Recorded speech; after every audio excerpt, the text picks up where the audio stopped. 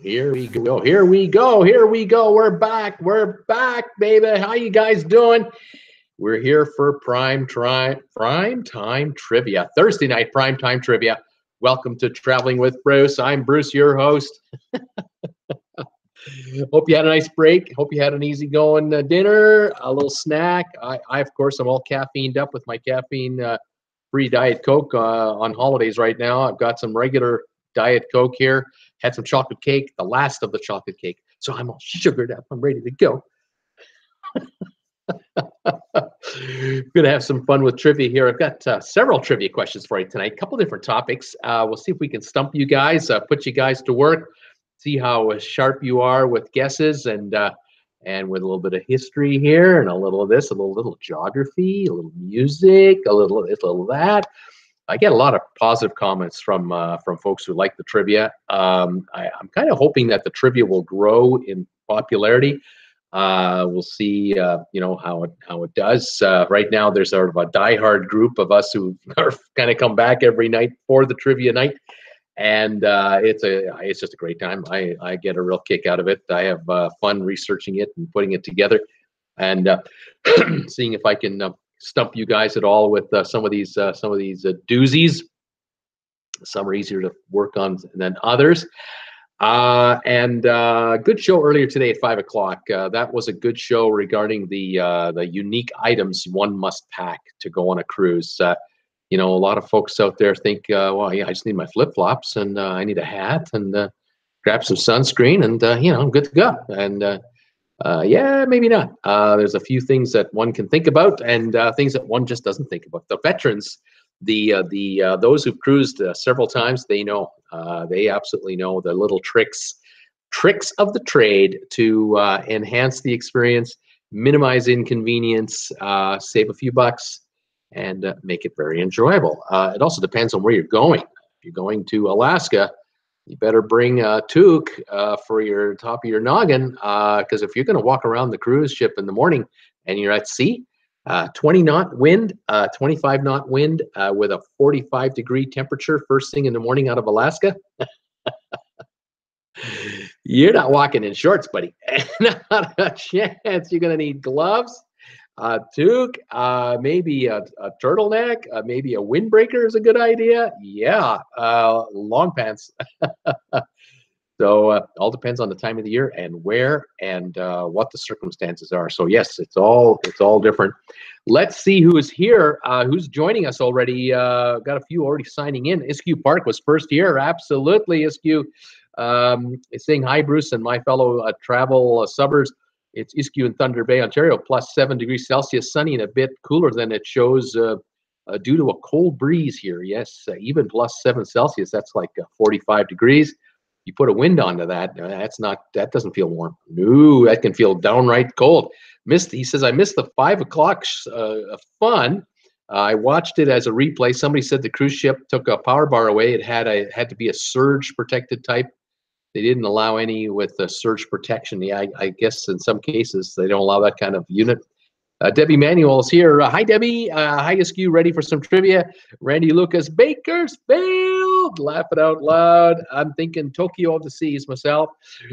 Peter Heckma back for some fun trivia. Oh, yes. Oh, yes. Paul Wilgus. Hey, Bruce and everyone. How you doing, Paul? Peter. Winnipeg Jets game after trivia with Bruce tonight. Go Winnipeg. Go Jets. Absolutely. Iskew Park. I lived in the Peg for 7 years during the late 60s and early 70s. And Tracy Dunlop, hi, all are ready for trivia. Hey, Tracy. Seakeeper, I just got here in time. I just made it, he's saying. I don't want to rush anybody, but I got a whole bunch of trivia lined up and ready to go. Let's see who else is coming in here. Kathy's here. Kathy Butler, hi, everyone. Missed the 5 p.m. show. We'll have to watch the replay. Good luck on trivia. Iskew Park, used to ride my bike past Bobby Hall while he cut his grass. Laughing out loud. Yeah. Wendy Thompson, here trivia and a rum and a Coke. Tom Eaton, hey Bruce, it's Bakersfield an answer? We'll find out. We'll find out soon enough to see if Bakersfield is or is not an answer. We'll figure that one out in not too long a time frame. Bobby Hall, I remember when I was a kid. I think they had a Life magazine or a Look magazine in those days. Those are the really big, oversized, magazines they made. And excuse me, there was a feature on him. Gosh, this would have been the early 60s, maybe 63, 64.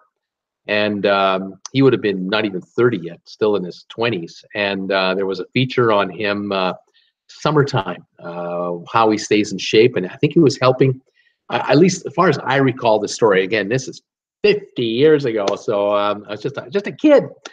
But I think the story had to do with how he helped either his father or one of his uncles or somebody on the farm in the summertime. And there was a shot of him with a big bale of, I don't know, hay or straw or something, and he was lifting it with a pitch type, those forks, the shovel that has those three long piercing tines. I don't know what you call them.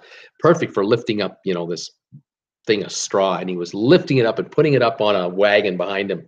And of course, he was bare chested. I think the ladies really liked this feature. He was just wearing pants. It was a hot summer's day, and here he was lifting this straw up, and the powerful muscles, his physique, everything. Wow, that guy was in unbelievable shape. I have a Bobby Hull story for you. While I kill a little time, look for a few more folks join in. For a short period of time in the 90s, I had a store selling sports cards and comic books, and we had this is just before I opened my store. There used to be a phenomena when the sports card market lit up, where we used to call them card shows, where a Saturday, somebody would rent a convention room in a hotel, suburbia, Calgary somewhere, and the room could hold maybe 100, 120 tables, 8 by 10 tables, all along the outside of the room, and then the inside of the room, a little circle of tables. And all these card dealers, we call them weekend warriors, would show up. And I started off as a weekend warrior before I opened my store. And we would put we'd put our sports cards on our tables. We'd rent a table for the day, Saturday, and we'd put our wares for sale. And of course, the first bit of business would be between all the people at the guys who had the tables. We're out in the hallway where all the folks waiting to come in who were paying an admission to get in. The organizer of the show would rent the room, charge money for the tables, charge money for the admission, and pay out to rent the room, and whatever's left over was their money. But this particular promoter brought in Bobby Hull for autographs, and the thinking was, I'll bring in Bobby Hull to do autographs, and we'll have a ton of people. And he was right; it worked to a T. So we had to be set up by 8 o'clock Saturday morning. We had to be ready to go, because I think by 9 they let him in, or 8:30. I can't remember the timing, but we had to be there early. So I got there about 7 in the morning, and I set all up, was all ready. Anyway, the first announcement was made to this room of just the weekend warriors, that the promoter was bringing Bobby Hull into the room to say hi to everybody. Bobby Hull was agreed to greet every participant. And so we were at our tables, and sure enough, it was like maybe 8:30, and I think they let the crowd in at 9. 8:30, here comes Mr. Bobby Hull, and the promoter, and it comes by, and he comes by, and he stopped by every one of us, and he shook our hand, and I welcomed him to the show. It's nice to see you, sir. Mr. Hull, welcome to the show. He said, just call me Bobby. No way, Mr. Hull. Anyway, that was the first time I met him, and he went around the whole room. And then he went to the head of the room where there's an autograph table, and then they would organize lineups up there. Wow, this is great, because all these kids and parents and uncles and grandpas and everything, there were thousands of them. And in they came, once the doors opened, they allowed folks in an orderly fashion. And we sold cards all day long, bought, sold, and traded product all day long. And everybody had a great day. Mr. Hull did a fantastic job, and everybody was happy. That was part one. Part two is the next year. I go to Atlanta, Georgia, for the National Card Show in Atlanta, Georgia, and that's where there are sports card dealers from all over the world, but mainly the United States and Canada. And I went down there to find hockey cards, hoping I could find hockey cards on the cheap, because in the U.S. the hockey cards aren't as popular as they are in Canada. And so down I went, and sure enough, I got rather lucky. But wouldn't you know it, there was a booth there. All these different sports card companies were there. They all had these big booths. And one of the sports card companies had a booth over here. And who was the one of the guests they had? Bobby Hull, signing autographs at this national card show. And it was about 4 in the afternoon. The doors closed at 4:30. Mr. Hull had been there since about 2 o'clock already, 2 hours. And I think he was probably good to go any old time. He didn't have to stay much longer under his deal. Probably had a 2-hour signing session deal. Anyway, I come walking along, and there are about 15, 20 people milling about, and he's behind the tables, and he's talking to a few folks. And I slowly come up towards the tables, and he sees me coming towards him, and he says to his person, he says, "Just, you have to pardon me a second. I have to say hi to an old friend of mine." And I can hear this, and he's looking in my direction, and I'm thinking, is there someone around me that I don't know what? And he walks over to the edge of the tables as I'm coming closer, and he sticks out his hand, and he says, "I remember you. You were at the International Inn in Calgary last year, one of the tables, weren't you?" I went, "Yes, yes, Mr. Hull, I was." He said, "Told you to call me Bobby." I couldn't believe it. I could not. I said, "I don't believe it. You remember?" He says, "Yeah, I remember you. You called me Mr. Hull. You were the only one who called me Mr. Hull." What a nice gesture. And he says, "I got something for you." And then he goes to the table of one of the signing tables, and he brings out some prototype cards that he had hand signed. And he says, "I got a couple of these extras for you." He's "What are you doing these days?" I said, "I have a store now. I've got a store in Calgary." He says, "Well, here, you can sell these for a couple of bucks. They'll help pay for your trip coming down here." Because he knew I came all the way from Calgary, Alberta, Canada, to Atlanta, Georgia. And here he hands me some stuff that very few people were getting their hands on that I could sell in my store. Mr. Bobby Hull. So that was pretty cool. I really enjoyed meeting the man twice, and shocked at the second time. He actually remembered me. He wasn't putting me on.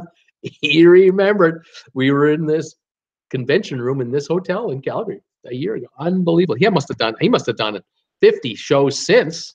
How does he remember? I don't know. It must be the looks. I don't know. Maybe I remind him of his brother Dennis, the not so good looking Hull. I don't know. But Dennis was a talker. Oh, that's what it was. Dennis Hull was a speaker at events. If you wanted to have a charity event and you needed a speaker to break up the audience, Bobby's brother, Dennis Hull. Laugh a minute with Dennis Hull. I bet you that's what it is. He must have liked my style. I don't know. Quite the man. Okay, let's see who else is here. Let's see who. Oh, yeah. Okay, Bakersfield, the answer. Here we go. Seakeeper. I call dibs on Tokyo Princess and Tokyo Dam.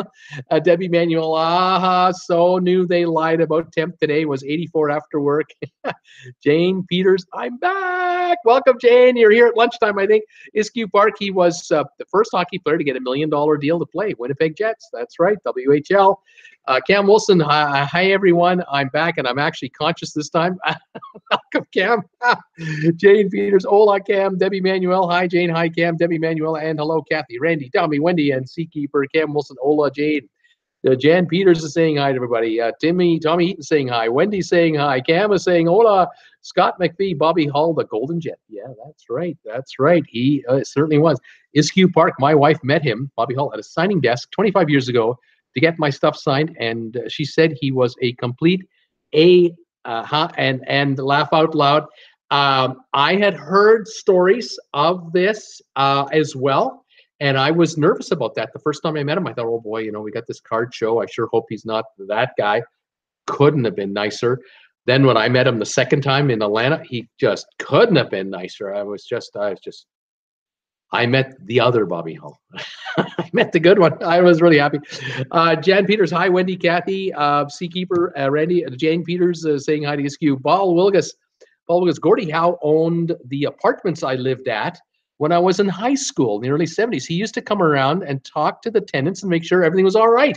Really nice guy. And that's something. I met him also at a sports card show at McMahon Stadium in Calgary, the football stadium. They had a kind of a meeting room large enough to hold 500 people, and we did a sports show there, and it was sponsored. It was a tour. Gordie Howe and his two sons, Marty and Mark Howe, were doing a tour through Western Canada from Vancouver into Alberta to Saskatchewan, where he was born.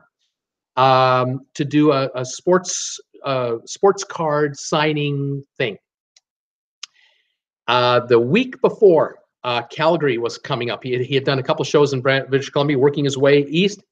The promoter was broke. He had blown all the money. The show was a disaster from the promoter's point of view, and he couldn't pay Gordie Howe and Marty and Mark for the appearance fees, like for the total amount he owed them. He just wasn't selling enough tickets in advance, and the whole tour was on the edge of being canceled. And Gordie Howe stepped up and said, I'll handle it. I'll take care of it. And he paid the bills. Gordie Howe personally guaranteed all the room operators from Calgary to Red Deer to Edmonton to Regina to everyone would be paid that what they were owed. Gordie would guarantee it personally. And the show went on. And so we came to this sports card show, found out during the show what was going on. We couldn't believe it. Could not believe it. And there were thousands of people coming to see him. And they were charging, I don't know, $5 or $10 an autograph. And that money, a lot of that money, went to pay for the whole show. That nobody got stiffed by this tour because Gordie's name was on it. I was impressed. I was really impressed. He could have walked and said, hey, not my fault. I didn't do it. It's not my deal. Nope, he stood up and took care of it. I was impressed by that. Steamy Bean, oops, I chatted under my real name. Where was that? Paul Wilgus in Monroe, Michigan. Debbie Manuel, what a great story about Bobby. The Steamy Bean, Bobby Hull's son played fullback for Ottawa like 25 years ago. I think he played one play or one quarter and broke his shoulder or his leg, and he was never played again. Wendy Thompson, Paul used to live near Ann Arbor, Michigan. Paul used to live near Ann Arbor, Michigan. Jane Peters, I don't know anything about American football. The Steaming Bean, Iggy Pop is from Ann Arbor. Wendy Thompson, so is Bob Cedar. Paul Wilgus, Wendy, I lived in Pontiac and Rochester, not too far from Ann Arbor. Wendy Thompson, go blue. Paul Wilgus, Wendy, Bob Seeger lived in the apartments my parents managed in Pontiac for a couple of years. How about that? Steaming Bean, Mike Bossy was hated by his own team members. Wow, I met him also at a sports card show. He was very nice to me. I made money with Mike Bossy twice at two different sports card shows. But he was a different person, or whatever, the Mike Bossy I met wasn't the Mike Bossy you're talking about. Hockey players, what are you going to do?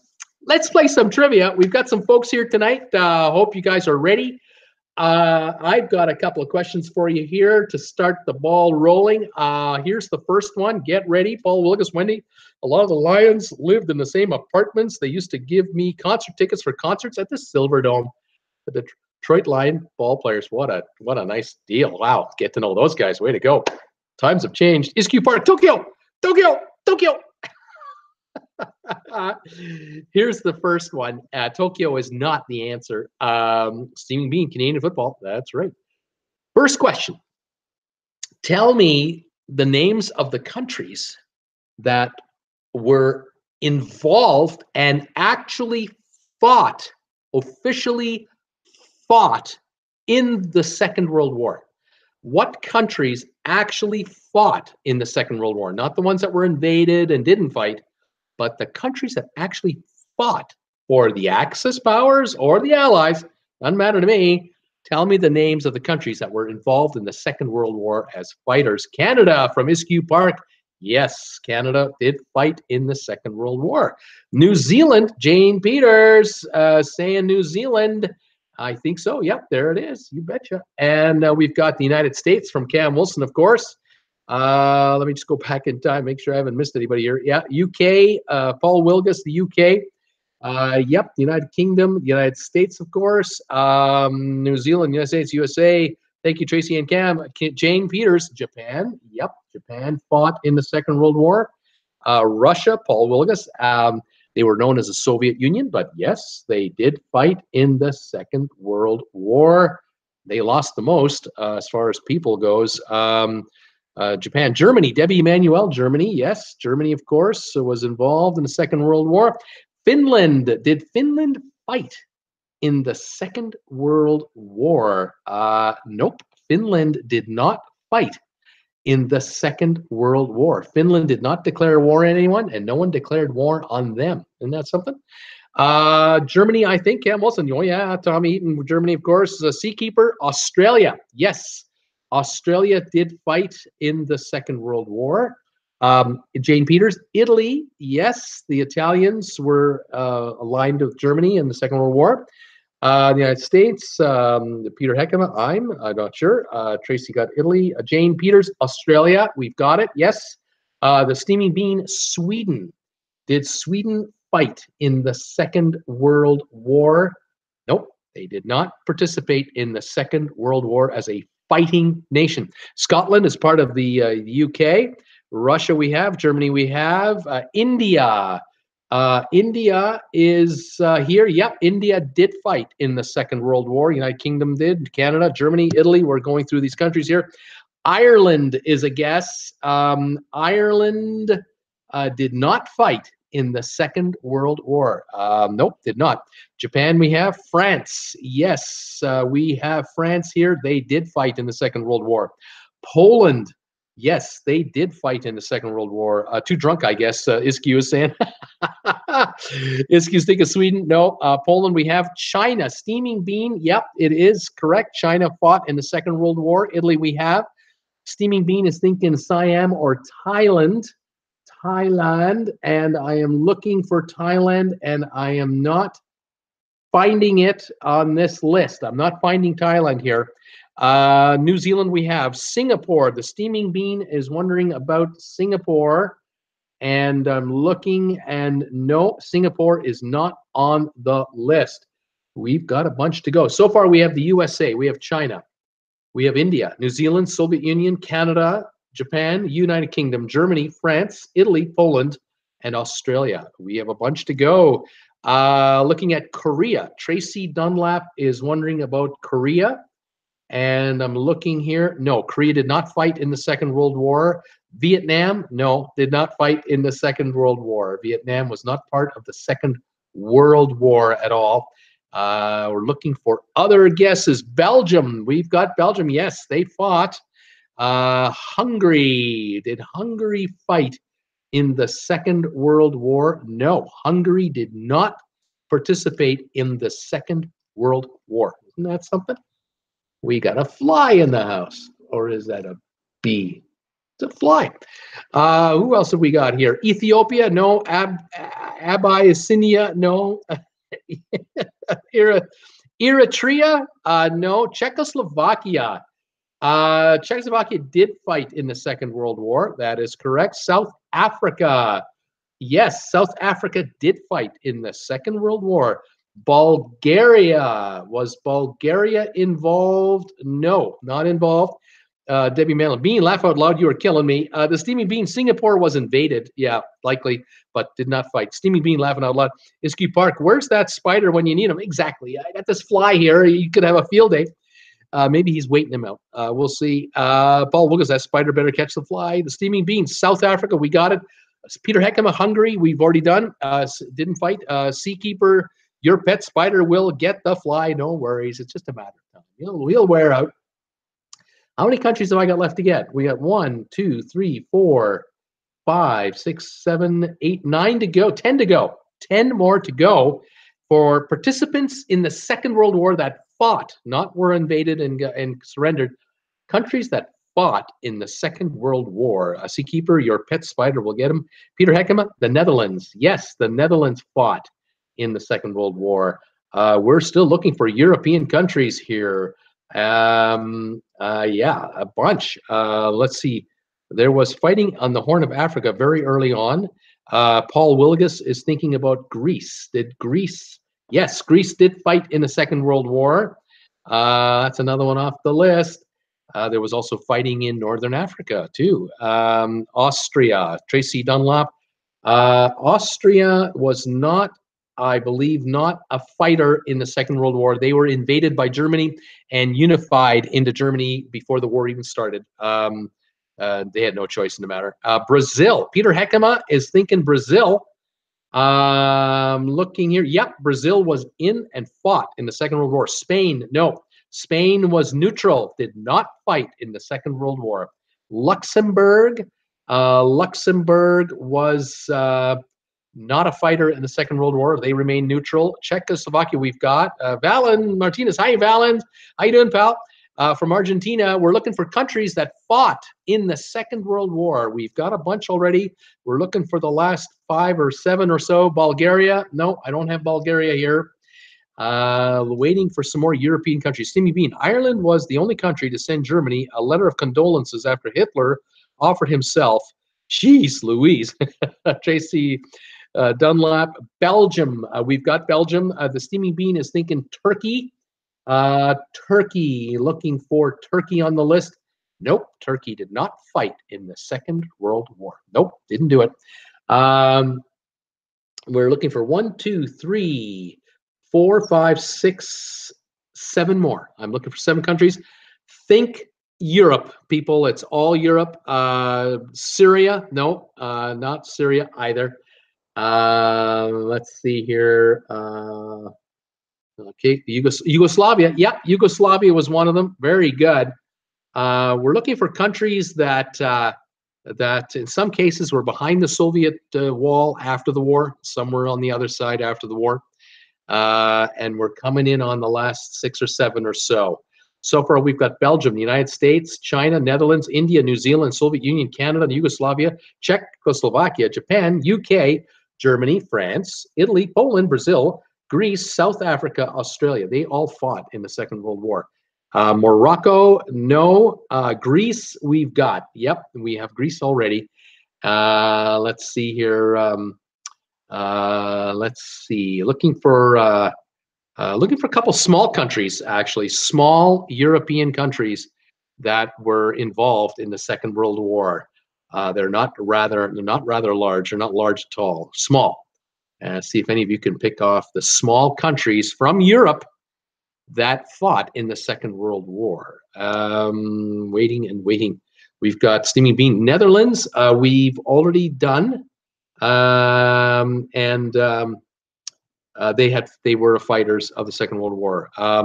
Here we go. Poland. We've done. Yep. Malta. Malta we got now. That's one. Liechtenstein, too tiny. Let's see here. Wales, part of the United Kingdom. Albania, good guess, but no. Cyprus, another good guess, but no. Not on the list I'm looking for. That's a good one, Peter. But no, Cyprus did not participate in the Second World War as fighters. Let's see here. We're down to about 5. I got 1, 2, 3, 4, 5. Gallipoli. What country is that? Gallipoli. I'm not sure. Steamy Bean. Denmark. Yeah, Denmark was one. Yep, absolutely. Romania. Nope. Romania, not one of them. I'm just going back and checking some other answers to make sure I didn't miss one of these. I'm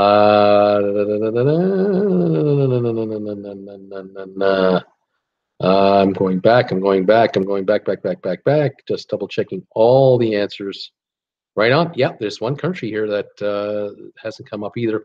Romania, Sicily. No, that's part of Italy. Iceland. Good guess, but no, Iceland was not a participant in the Second World War either. Remained neutral. Let's see. We've got what do we have here? I have 2 countries starting with the letter L. I've got a country starting with the letter E. See if you guys can get those. L and E starting names. Cuba? Nope. Portugal? Nope. Let's see. A couple of countries starting with the letter L out of Europe. Liechtenstein, been guessed a few times. Liberia? Nope, not Liberia. Nope. Let's see. Yep. Here we go. Libya. That's not Europe. Steamy Bean. Liechtenstein. No, that's like the 5th time. that big fighting country of Liechtenstein with 10,000 people or whatever they got. No, they didn't put up any fuss. Libya, Liechtenstein, San Marino. Nope, no. I'm looking for letter L and letter E. And there's a country with the letter N, another country, the letter N in Europe. Those are the last four I think I've got left here. Estonia, that's one of them. That's the letter E looked after. I've got two with the letter L, one with the letter N. What country starts with the letter N in Europe? Bakersfield? I'm eating Bakersfield. Tokyo? Tora. Here we go. Here we go. Norway. Yep, Norway is one of the countries that did fight for a short period of time against the Germans. And then we have the Netherlands, Lower Slobovia. I've got two countries with the letter A and letter L, excuse me, that are kind of neighbors to each other. They both ended up on the Russian side of the wall after the war was over. They're both in Europe. They're both near Estonia to kind of help you out a little bit. Between Russia and Finland is the exact location of these countries. Off to chaperone a dance. Oh, Steam Bean, good luck with that. Check the punch. Check the punch. Steam Bean, Albania. No, the letter L. Letter L is what I'm looking for. Albania. Oh, my goodness. No wonder I don't know. Jane Peter. Peter, Lithuania is one. I got one more with an L, the neighbor to Lithuania and Estonia. Latvia, there it is, Steaming Bean, thank you. That's the list. We got it. Louisiana, Tommy's going Louisiana. Oh, my goodness. Belgium, United States, China, Netherlands, India, New Zealand, Soviet Union, Canada, Denmark, Yugoslavia, Lithuania, Czechoslovakia, Japan, United Kingdom, Germany, Norway, France, Latvia, Malta, Italy, Poland, Brazil, Greece, South Africa, Australia, and Estonia. Those were the countries that fought in the Second World War. Jane Peters, LLN, Steaming Bean, yippee! All right, let's change it up. Let's do a little music. We got a music question for you. Tell me the names of all the Beatle albums. All the Beatle albums, give me the names of the Beatle albums, starting in 1963, ending in 1970. What were the names of the Beatle albums released by the Beatles? These will be the North American versions, and we'll see what we got. Debbie's saying goodbye, Bean. Everyone's saying goodbye to the Bean. The Bean is heading out. Here we go. Tommy Eaton. Wow, no wonder I flunked history. Paul Wilgus, The White Album. Yep, I'm giving you that. The White Album, 1968. Jane Peters, help. I need somebody. Help. I don't mean anybody. 1965. Yes. Sgt. Pepper's, Jane Peters, Sgt. Pepper Lonely Heart Club Band, 1967. That's right. Sgt. Pepper's Lonely Hearts Club Band. Paul Wilgus gave me the whole answer. Tommy Eaton, Abbey Road. Yep, Abbey Road, 1969, the second last album that they released under their name. Sgt. Pepper from Peter. Tracy Dunlap, Sgt. Pepper. Seakeeper, A Hard Day's Night. Yes, Hard Day's Night, 1964 it was released. Abbey Road from Tracy. We just got that one as well. We've got more to go. All the names of every Beatles album ever released. Michelle Lucas, reality has set in people. Grocery shopping, cooking, cleaning toilets, water leak. I want a cruise. Michelle, can't you just call somebody to do all that kind of stuff? Don't the cruise lines offer you home staff to kind of ease you back into your regular life? You think that'd be part of the service, that they'd have someone to come with you and ease you back into your regular life. But no, they just leave you at the port and you're on your own. And that's all she wrote. Unbelievable. Jim Thomas is thinking Sgt. Pepper. I am looking for the names of all Beatle albums ever released in the USA. Paul Wilgus, Magical Mystery Tour. Yes, Magical Mystery Tour, 1967. So far, we have A Hard Day's Night, Help, Sgt. Pepper's, Magical Mystery Tour, White Album, and Abbey Road. We've got more.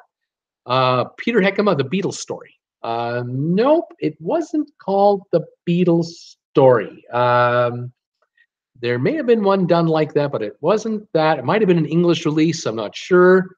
But I kind of know which one you're talking about because I am a Beatles aficionado myself. I love the Beatles. But on this list, I'm looking for the names of the albums that the Beatles released. Meet the Beatles or something like that. With the Beatles. 1963 with the Beatles. Very good. I'll take that for sure. Well done, Paul. Yeah, we've had a couple. Just before Sgt. Pepper, there were two great albums. Jane Peters starts with an S. Starts with S. Starts with S. No, there is no album left that starts with the letter S. Sorry. Let's see here. We need one from 1963. We need one from 64, 65, 66, 69, and 1970. The last album they ever did as well. What is the last album they ever did? Let's see if we get some more guesses coming in here from the Beatle fans. If there are any. Yellow Submarine. Paul, well done. Yellow Submarine, 1969. Their third last album. And Let It Be was the last one in 1970. Well done, you guys. Tommy and Peter nailed that one right away. Please, Please Me, I think, Debbie Manuel. You are right, Debbie. 1963, that was the first one. Please, Please Me. Then it was With the Beatles. Then A Hard Day's Night. Then we have A Gap. Then we have Help. Then we have Two Gaps, Sgt. Pepper's, Magical Mystery Tour, White Album, Yellow Submarine, Abbey Road, Let It Be. We need one from 64 and one from 65 and one from 66. There's 3 left to go. See if you guys get them. The 1966 album is 1 word. The 1965 album is 2 words. And the 1964 album is 3 words. That is the extent of the hints at this moment. Let's see if anyone's got any ideas. Drive My Car was on the 1 album. So was Dr. Robert and Taxman. Let's see. I Was a Baby, Jane Peters is saying. Debbie Manuel, Help. Got it already. Paul Wiggles, Rubber Soul, but it sucked. Rubber Soul is one of them. Tommy Heaton, The Beatles Live. No, not The Beatles Live. Taxman and Eleanor Rigby. Within and Without You. Michelle Maybell. It's the name of a song. Nice going, Jake, but not the name of an album. No. I got 2 left. One is a 1-word album. Revolver. Peter got it. Revolver, 1966. We have 1 left, and this one is 3 words, and the word Beatles is in it. Twist and Shout. No, I thought too that for a while. I thought, wasn't there an album called Twist and Shout? This one is Beatles blank blank is the name of this album from 1964. And it's the last one on our list. See if anybody gets it. Beatles blank blank and 1964, just before the movie Help Help album came out. Lulu, Jane Peters, Lulu. Beatles Lulu? No. We were younger then, weren't we? Definitely younger then. See if anyone's getting this one. I will give it up here in a second if no one else gets it. The Beatles Are Live? No. It's called Beatles for Sale. The album was known as Beatles for Sale. And Beatles Here Now. Tommy's going, Beatles Here Now. No, that's not it. That would have been it for the Beatles. Pardon me just 1 second, folks. I'm just going to show off some stuff here. Here's an album they released in Canada called Beatles 65. They never released this one in the States. Beatles 65. And, excuse me, if I'm leaning down here, I'm showing my age, just how I'm grunting and groaning. Let me see what I've got here. Yep. And there we go. Okay, pull them up, Bruce. Come on. Here's another album I have in Canada, the Beatles, Yesterday and Today. There's this one right here. Here we go. Twist and Shout, the Beatles. You'd think that was a Canadian version. Here's another one, Beatlemania. Not in the U.S. Here we go. The Beatles, Long Tall Sally. Here we go, Hard Day's Night. There's the 4 lads. Help. Something New, the Beatles. Look at that. Color Picture. Rubber Soul. The last one, Let It Be. Sgt. Pepper's Lonely Hearts Club Band. Abbey Road, Walking Across the Street, Paul and Bare Feet, The White Album. What have I got here?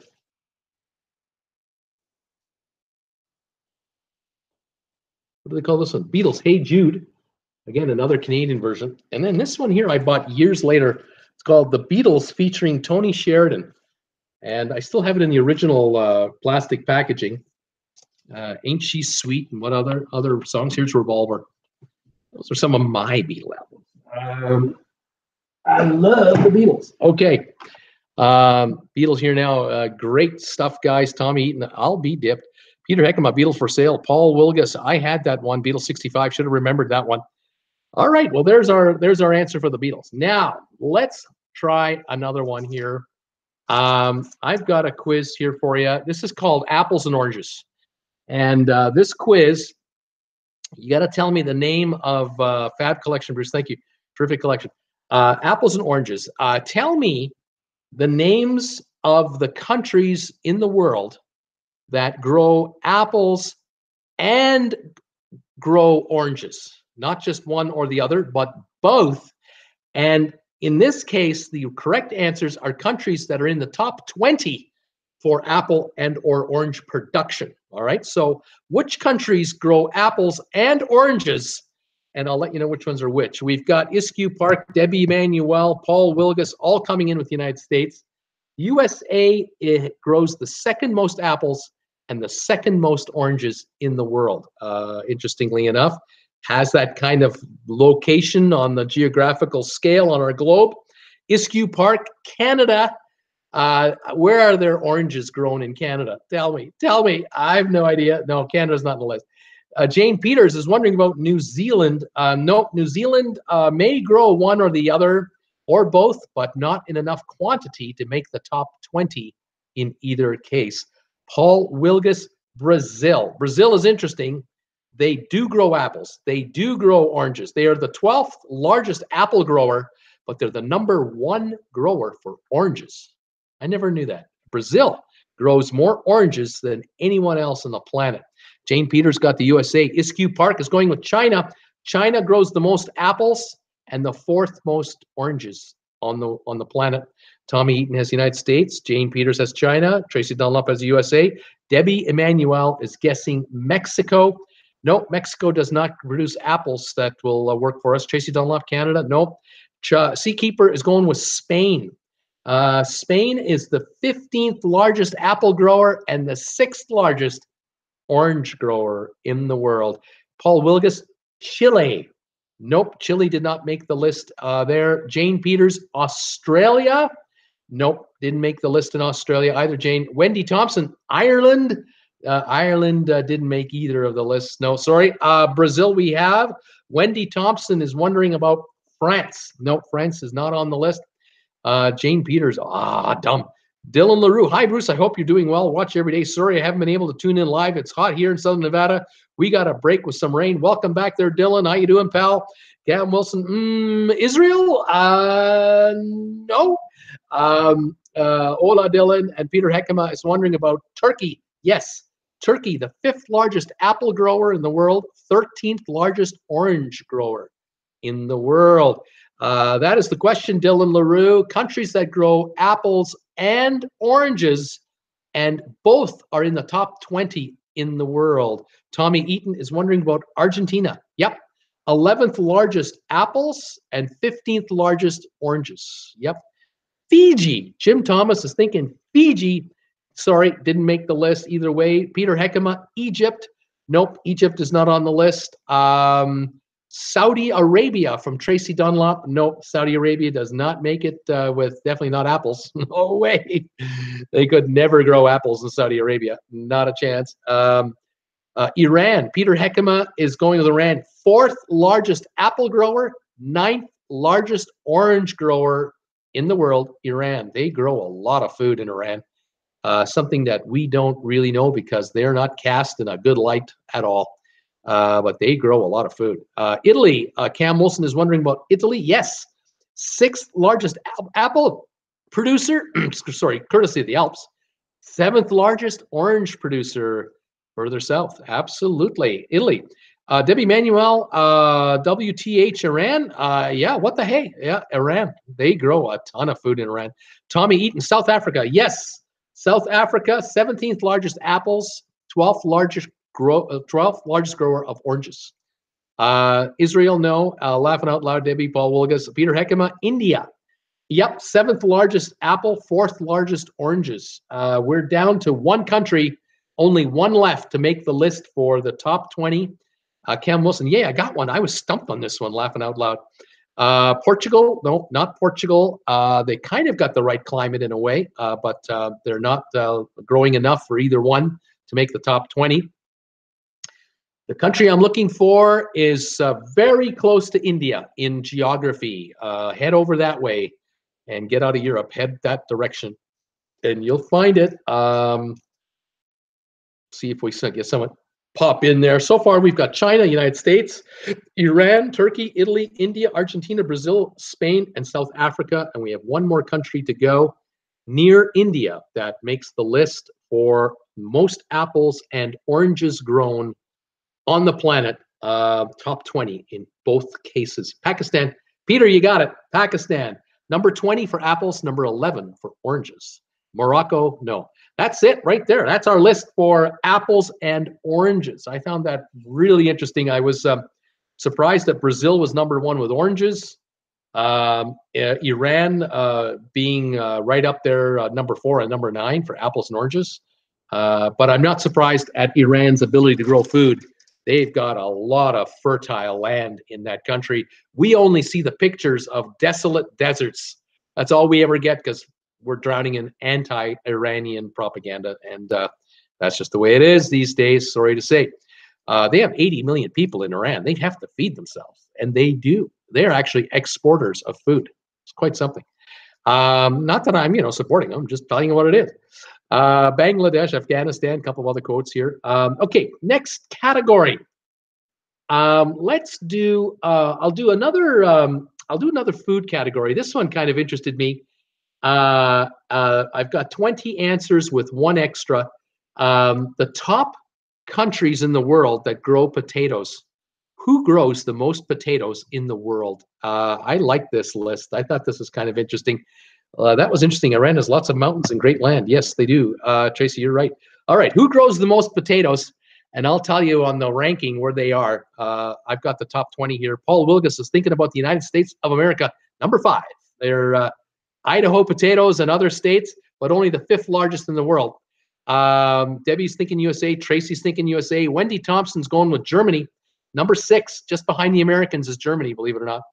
Ireland. Okay, there's the answer I was looking for. Ireland. Everyone's thinking the potato famine of the Middle Ages. Ireland is not in the top 20. Ireland is not in the top 50. Ireland is 70. Number 70 in size for potato growing. Isn't that amazing? I saw that result. I thought, that answer alone, I'm going to bring this one up. 70 for Ireland. Tommy Eaton, China, number 1 by far. Debbie had China. Peter Heckema, India, number 2. Canada, Seakeeper is going for Canada. Canada's number 14. Way down there, but yep, top 20. Russia for Jim Thomas. Number 3 is Russia. Where do you think vodka comes from? Yeah, exactly. Canada. New Zealand. Jane Peters is wondering about New Zealand. Looking at the list. Nope, not big enough to make the top 20. Peter has Russia. Seakeeper, Ireland. Dylan LaRue, laugh out loud. I see answers before the questions are asked. You refresh your computer, you might be out of sync. Cam Wilson, France. France, number 10. France is number 10. Belgium. Wendy is looking for Belgium. And number 20. They just made the list at number 20 for Belgium. Netherlands. Wendy Thompson also is looking for Netherlands. Number 11 for the Netherlands. Peter Heckema, the Ukraine. Do they make the list at all? Number 4. New Ukraine is number 4 in the world, ahead of the United States of America for potato production. Yeah, isn't that something? Ukraine, and they're fighting for their lives over there to hang on to their country from the Russians. Jane Peters, oh my God, they hate potatoes, laughing out loud. Dylan LaRue, Poland. He's wondering about Poland. Number 7, Dylan, you got it. Poland is on there. Jim Thomas is thinking about the United Kingdom, 12th on the list. Tracy Dunlap, Italy. Is Italy on the list at all? I am looking for Italy. No, they did not make the top 20 at all. Mexico from Tommy Eaton. Is Mexico on the list for potatoes? Nope, nope, not at all. Seakeeper, a 7-course meal is a 6-packet of potato. There you go. Netherlands, we've got from Peter, Tommy Eaton, laughing out loud, Seakeeper. Cam Wilson, yay, I only said France due to French fries. Yay! Tito Free order was. Peter Heckema, Peru, is wondering about Peru. Yep, number 16 on the list is Peru. Tracy Dunlap is thinking about Brazil. Brazil, with all that land, number 19, they just made the list. Poland we have. Turkey, we do have number 13 is Turkey. Very good. That's from Peter. Peter's going after Pakistan on his next guess. Pakistan is not on the list. Nope. The United Kingdom we've already got. Here's what we have so far. China, India, Russia, Ukraine, USA, Germany, Poland. Those are the top 7. Then we've got a couple of gaps. Then we have France, Netherlands, UK, Turkey, and Canada. One more gap, and we have Peru, and Brazil, and Belgium. We have 1, 2, 3, 4, 5 to go. 5 countries to go. We'll see how we do here. Argentina. Did it even make the list at all? No, didn't make the list. The United Kingdom we got. Chile, we've tried, I believe, and it did not make the list. No.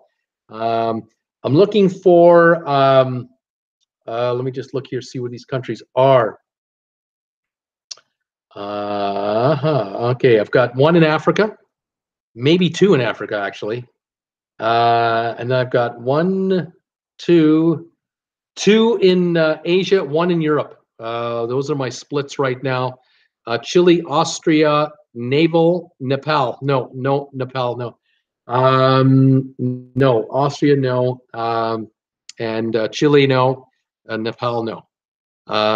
Let's see if we get any more. We're looking for potato growers. The one country I'm thinking about, they're always desperate for food. They've got, gosh, over 100 million population, if anything, maybe way over 100 million.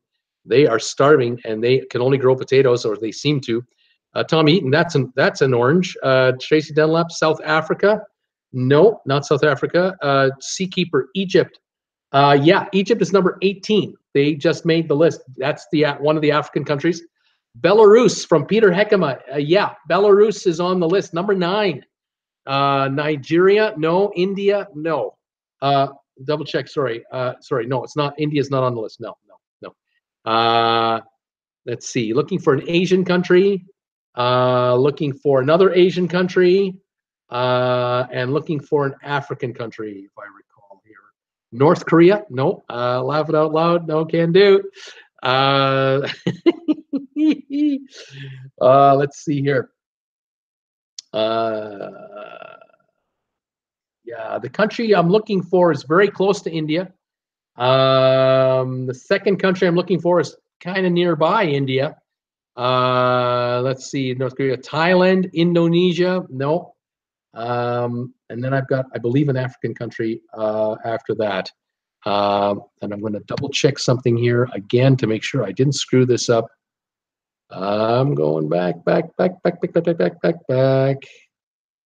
Yep, we're all good. Okay, I haven't screwed this up. Yay! Indonesia, Bangladesh, there we go. That's one of them right there. Bangladesh, number 8. Number 8 in the world, and they're still starving. Mongolia, no. I need another country in Asia. Let's call it the Middle East, because Asia and the Middle East are sort of intertwined. I'll give this a little more of a Middle East country than Asia. And then I have an African country starting with the letter M in Africa. But I'm looking for a Mideast country that we just did in the last guess, in the last quiz. We just guessed it. See if you folks pick it up. The Mideast country I am thinking about, they grow a lot of food. Here we go. Malawi. Yes, Malawi is the and I believe that's the African country. Very good, Peter. You nailed it. Turkey. No, it's not Turkey. In the Mideast. I'm looking for a country in the Mideast. They grow a lot of food in the Mideast. No more African countries necessary, Tommy. Let's see. Iran. There it is. Iran. Tracy and Seakeeper got it. Number 15 for potato production. Iran. Quite a bit of spuds. That's the quiz. Here they are in order. China is number 1. India number 2. Russia, the Ukraine, the United States number 5. It's followed by Germany, Poland, Bangladesh, Belarus, France, the Netherlands, United Kingdom, Turkey, Canada, Iran, Peru, Malawi, Egypt, Brazil, Belgium, and Ireland is at number 70. There are 50 countries ahead of Ireland before the top 20. Absolutely amazing. All right, I'm bringing you some Hollywood now. Get ready for some Hollywood. We'll see how you guys do on this one. We got a bunch of answers here. 3, 4, 32 answers on this quiz. Hollywood.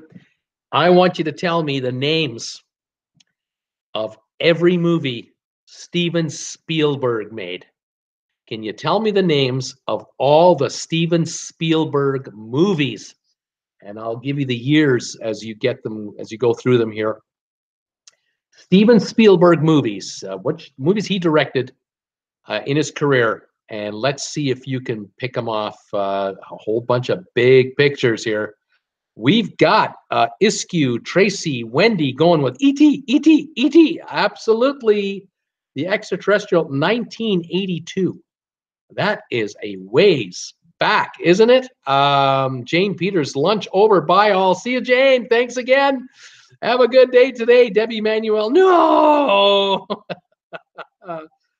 Peter Heckema, tell he's paused that one. Tommy Eaton, Poltergeist. Tommy Eaton is thinking Poltergeist. He did not do Poltergeist. Not Steven Spielberg.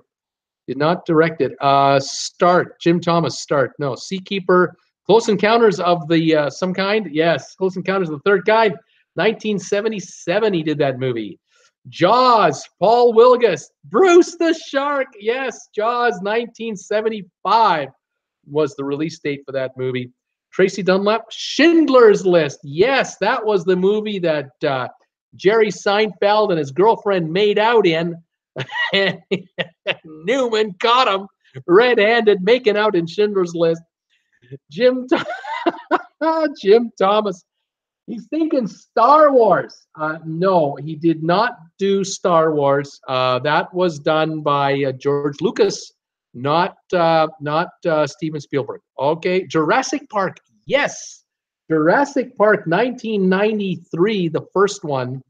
Indiana Jones and the Temple of Doom. Yes, Temple of Doom. That would have been, let's see here, 1984. Indiana Jones and the Temple of Doom. That is right. Who else we got here? We've got Peter Heckema, Apollo 13.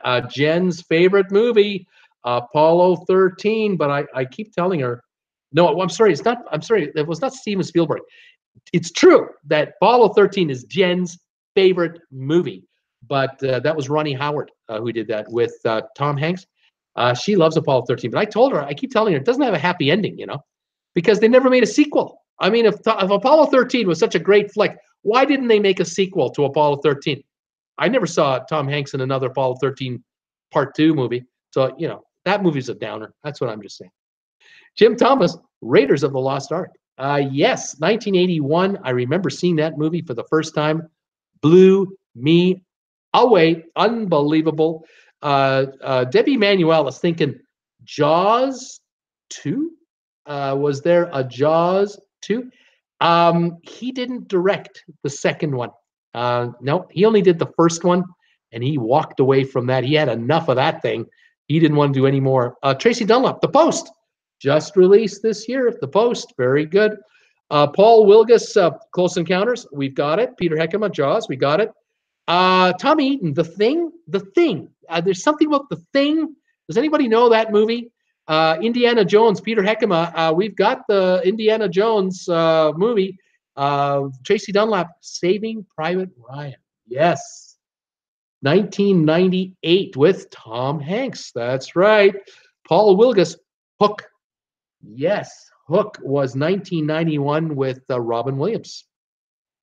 Saving Private Ryan, Peter Heckema. Dylan LaRue, did no one go see Ready Player One? Hello? Anybody home? Yeah, just came out. Ready Player One. Dylan, you're young. We're old. You saw it. We didn't. Let's see here. Tracy Dunlap, Lincoln. Loved it. 2012. He did that movie. Tracy Dunlap, Raiders of the Lost Ark. That was the first one. I need the names of the others. Close Encounters, we've got it. Schindler's List, we've got. Lincoln, we've got. Hook, we have. Wendy Thompson, Munich. Yes, 2005. He did the movie Munich. Paul Wilgus, The Color Purple. 1985 with Oprah Winfrey. That's correct. Indiana Jones and the Last Crusade. Yes, that was 1989. I think that was the best one of the bunch. I think that was the funniest one, the one I loved the most. But I was impressed by the first one, really blown away. Debbie Manuel, Transformers. Transformers? Transformers? No Transformers. No. Debbie Manuel, Saving Private Ryan. We've got it. Jim Thomas, Indiana Jones and the Crystal Skull. Yes, 2008. They finally did a last one, and that one is correct with Indiana Jones. Paul Wilgus, Amistad. I think so. Let me just triple check. Am I right? Is this correct? Yeah, 1997 after Schindler's List, Amistad. Peter Heckema, Jurassic Park. We've got it. Tommy Eaton, Catch Me If You Can. 2002, Catch Me If You Can. That's right. Peter Heckema, War of the Worlds. War of the Worlds was done in, what year was that? War of the Worlds, 2005 with Tom Cruise. Yes, well done. Paul Wilgus, War Horse. Yes, War Horse, 2011. That's another one of his movies. We've got more to get. We haven't got the first two yet. We don't have. We do have Jaws, Close Encounters. We have Raiders of the Lost Ark, E.T., Indiana Jones, Temple of Doom, Color Purple, Indiana Jones, Last Crusade, Hook, Jurassic Park, Schindler's List, Amistad, Saving Private Ryan, Catch Me If You Can, Munich, War of the Worlds, Indiana Jones, Kingdom of the Crystal Skull, War Horse, Lincoln, The Post, and Ready Player One. There are more. What was the question? Cam Wilson, name Steven Spielberg movies that he produced. Steven Spielberg movies. Empire of the Sun is a guess. And I believe that is a correct guess from 1987, correct. Wendy Thompson, 1941, correct, with John Belushi, I believe. 1940, in 1979 he made that movie, big flop. Jurassic Park, Lost World, Tracy Dunlap, you've got it. Jurassic Park, Lost World. I'm sure he did it. Where am I here? There it is, 1997. Very good. Artificial Intelligence, Peter Heckema. Yep, 2001. That's another one gone. Paul Wilgus, The Adventures of Tintin. I don't think so. Or am I wrong? Am I wrong? I'm wrong. There, yes, it's correct. I think you're putting one on me. No, you're right. Adventures of Tintin. I'm sorry. 2011. I didn't see it. Obviously, I didn't see it. Debbie Manuel. Back to the Future? No, that was done with Rob Zemeckis, and I think Spielberg was a producer, part of it, but he wasn't directing that movie. Back to the Future, one of my favorites. Debbie Manuel, Back to the Future 2. She went right after it, thinking I have the franchise. I'm going for it. No. Seakeeper, I, Robot. No, I don't think I, Robot was a Steven Spielberg directed movie.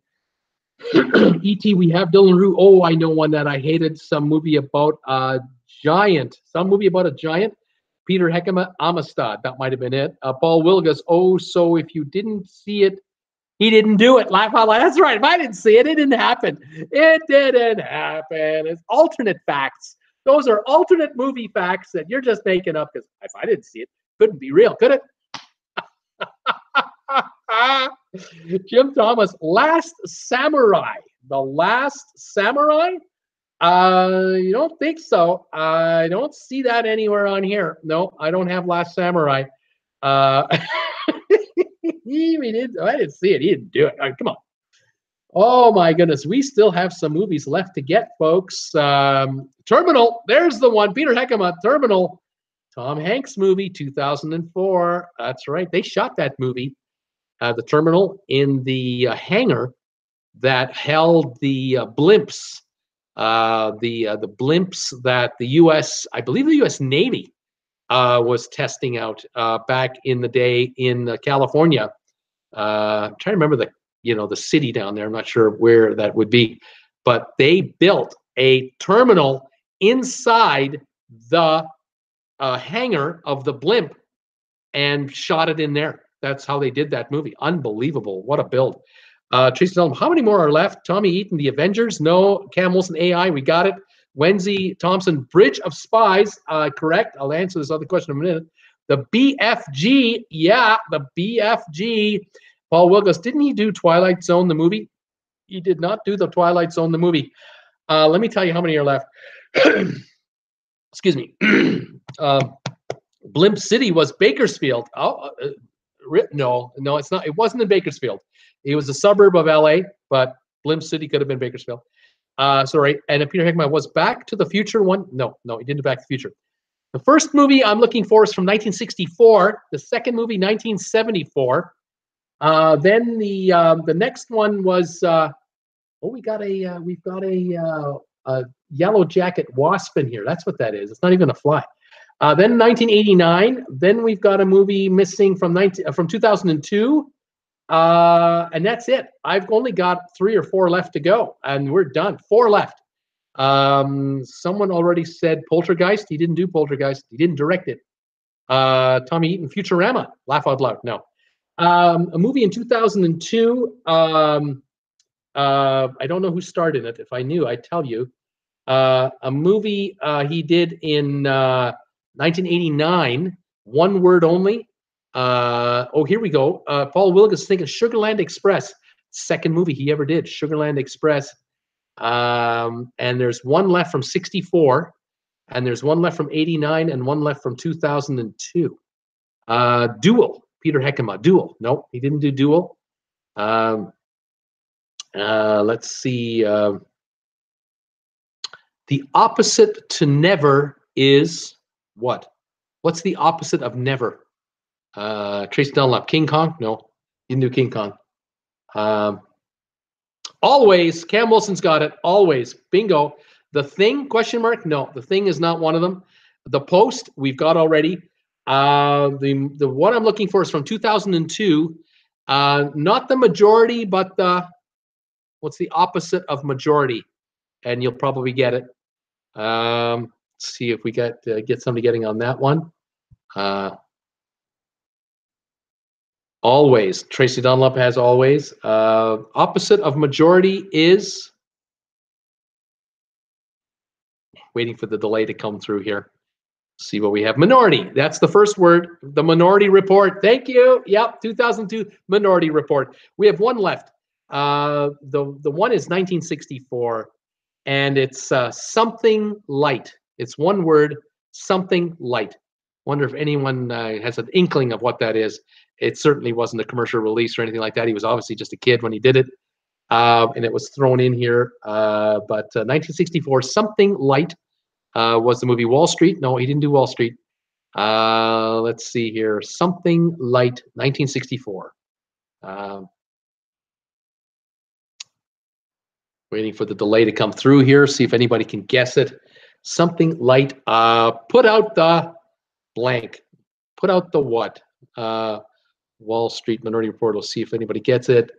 Bud Light. Cal Wilson, Flashlight. Firelight. It is Firelight. Well done. Put out the Bud Light. Come on. You got it, you guys. We've nailed it. All like, okay, here are the movies one more time. 1964, Firelight. 74, Sugarland Express. 75, Jaws. 77, Close Encounters of the Third Kind. 79, 1941. 1981, Raiders of the Lost Ark. 1982, E.T. 84, Indiana Jones, Temple of Doom. 85, The Color Purple. 87, Empire of the Sun. 1989, Always. 1989, Indiana Jones and the Last Crusade. 1991, Hook. 93, Jurassic Park. 93, Schindler's List. 97, Amistad. 97, The Lost World, Jurassic Park. 1998, Saving Private Ryan. 2001, AI, Artificial Intelligence. 02, Catch Me If You Can. 02, Minority Report. 04, The Terminal. 05, Munich. 05, War of the Worlds. 08, Indiana Jones, Kingdom of the Crystal Skull.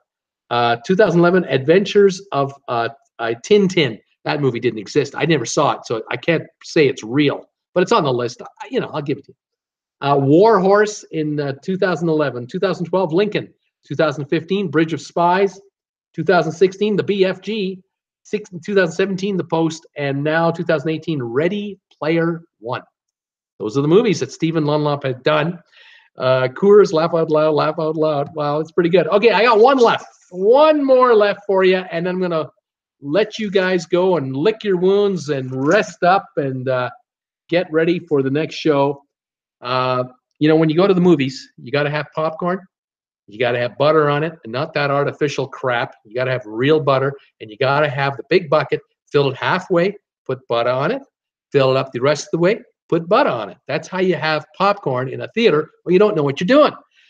Just saying. Just saying. But if you're going to make popcorn and you're going to have butter, you got to have one more ingredient to make the popcorn perfect, and that is salt. You got to have salt. Well, I want to know, tell me the top 20 countries in the world that produce salt. The top 20 salt-producing countries on the planet. Who are they? And let's see how we do with this one. Here we go. Salt. Peter Heckema got the salt part. Top 20 salt producers. Here come the answers. Popcorn and beer from Tommy Eaton. Yeah, beer's pretty good. Here we go. The USA, Debbie Manuel, number 2 on the list is the United States. Popcorn and beer. The Ottoman Empire. We're talking old school. We're talking old school salt here. Cam Wilson, whoops. Peter Heckema, China. Yeah, Peter's got China. Tommy's got China. Tracy Dunlap is thinking Saudi Arabia. I'm sorry. Nope. They don't produce that kind of stuff. Israel. Wendy Thompson is thinking, what about Israel? Nope. Israel is not on the list either. Peter Heckema, India. Number 3 on the list. India. Tracy Dunlap is thinking about Russia. Russia is not on the list for salt production top 20. Peter Heckema is thinking about Canada as a salt producer. Number 7 on the list is Canada. Seakeeper's got Canada as well. Peter Heckema, Mexico. Is Mexico on the list? Number 8 is Mexico. Tracy Dunlap retracted. Peter Heckema, the United Kingdom, UK, number 9. Yep, number 9. Saint Martin from Wendy Thompson. Saint Martin, no. Jim Thomas just sent me $5 on Super Chat. Thank you, Jim Thomas. Very much appreciate it. Tommy Eaton is thinking about Brazil.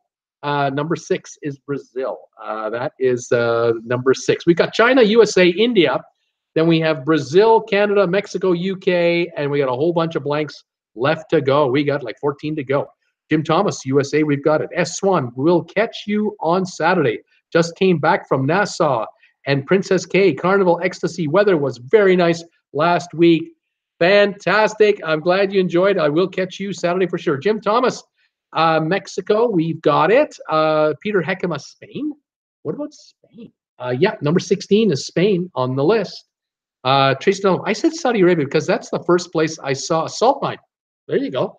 Yep, didn't say they didn't make it, but they weren't in the top 20. Right on, Tracy. Well done. Peter Heckema, Belarus, question mark. What about Belarus? Nope, they didn't make the top 20. They probably do produce salt, but not 20. I'm thinking Russia, too, is in the top 50 or something, but not the top 20. Peter Heckema, wondering about Cuba. Is Cuba in there? No, Cuba does not produce enough salt to rank in the top 20. Peter Heckema, my wife got my wife helping. Right on, Peter, way to go. Jim Thomas, Ethiopia. No, Ethiopia is not a major salt producer. Seakeeper, France. Wondering about France. Yeah, number 12. Number 12 is France. India, we've got at number 3. India was number 3.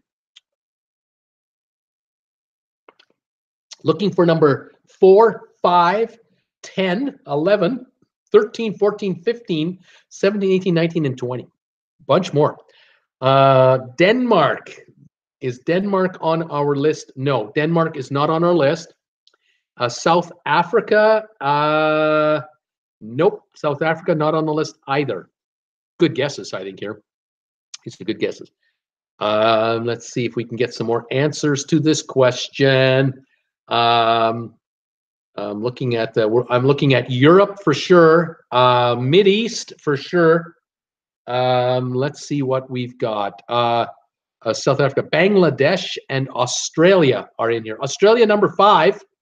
Bangladesh not on the list, but Australia, yes. We've got number 5. We're looking for number 4 and 10, 11, 13, 14, 15, 17, 18, 19, 20. Iran, yep. Iran, number 17. They make food. Tommy Eaton, France, we've got. Let's see here. Argentina. Is Argentina on the list? Nope, not this time. Iran, we've got. Egypt, question mark. Egypt. Yes, number 18 is Egypt from way back. Yep. Tibet, no. Ukraine.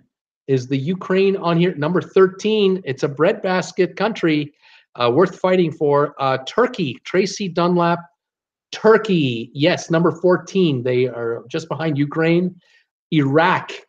Iraq is not on the list. No, Iraq is so screwed up that everything is destroyed. It's just a mess, absolute mess. So no, sorry, Iraq is not on the list. Don't know if they ever would have been, to be honest. Let's see, I'm looking for Europe. I'm looking for South America. But mainly, I'm looking for one South American country, the rest all Europe. That makes it easier, I hope, for you. Iraq, Afghanistan. No, not Afghanistan. One South American country, the rest are European countries. Greece has been entered here.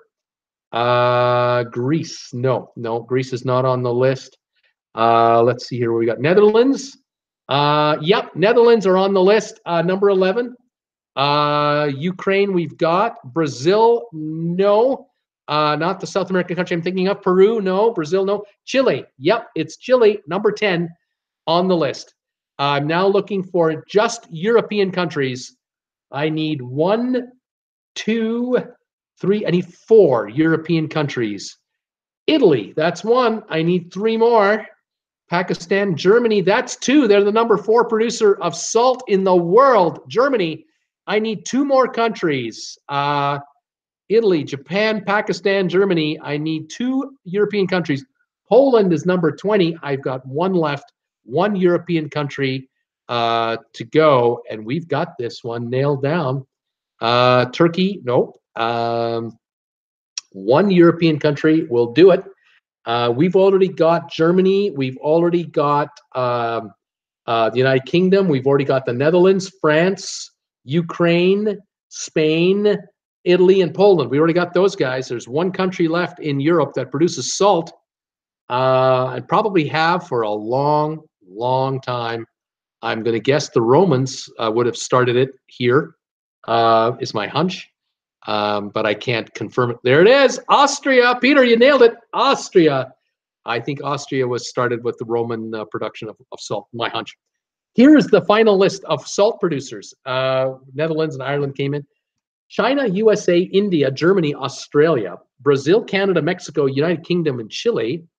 Netherlands, France, Ukraine, Turkey, Austria, Spain, Iran, Egypt, Italy, and Poland. Those are the top 20 salt producers on the planet as of the recent history. And I don't think that list has changed very much. And that is the trivia for the day.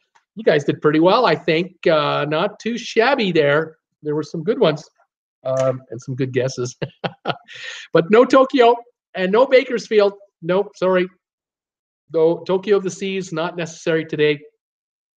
Thank you for the thumbs ups today, by the way. I'll thank you in advance. I'll take a look at them. I got 14 thumbs ups. We'll take the 14. Any more you can spare, we'll take those too. Thank you for the super chat today, Jim Thomas. Again, thank you for all your support. My store, I just added another logo today. Check it out, see what you think of it. Thank you for PayPal contributions. For those of you watching the show, PayPal is the preferred way for me to receive donations because I get 93% of the dough immediately rather than through Super Chat, which can take 6 weeks, and I only get 70% of that. But I take all donations any way they can come in. I thank you. The store going great. Thank you for all your orders so far. Paul Wilgus, good going, everybody. Debbie Manuel, oh, my head hurts. Another great trivia night. Everyone, I need to rest. See everyone tomorrow. Toodles, thanks, Debbie. Have a good one. Tracy Dunlap, thanks, Bruce. Good trivia. Peter Heckema, Trivia World Wine Producers. There we go. Paul Wilgus, night, Debbie. We'll come up with some more trivia. I'm on tomorrow, Friday. I'm on Saturday. I'm off Sunday. Next week is screwy. I'm only on Monday next week. And then I'm not on Tuesday, Wednesday, or Thursday next week. I'm going to be off 3 days in a row. So we're not going to have very much trivia next week. I'll try to squeeze some in on the regular shows if I can. And I'll be back Friday and Saturday next week. But I'll talk to you about that on Saturday and on Monday. Thank you for watching tonight. And thanks for all your guesses. They were great. This is Bruce with Traveling with Bruce saying thank you for joining me on Trivia Night, Thursday, prime time on May the 3rd, 2018. Have a good evening, everybody. We'll see you tomorrow, Friday, at 5 o'clock Eastern time. We'll have some fun, I'm sure. Everyone is saying their good nights. Running away from home next week. Yeah, got to go to Calgary for a few days next week. Debbie Manuel, oh my God, no Bruce next week. Sure, I will not be able to manage. Yeah, I'm on Monday and I'm on Friday. But Tuesday, Wednesday, Thursday, I'm not on the air. I'll be driving. Cal Wilson, good night, everybody. Have a good evening, all. We'll see you tomorrow, 5 o'clock Eastern time. Wait, no Bruce next week. Have a good one, guys. See you tomorrow, 5 o'clock. Take care. We'll see you now.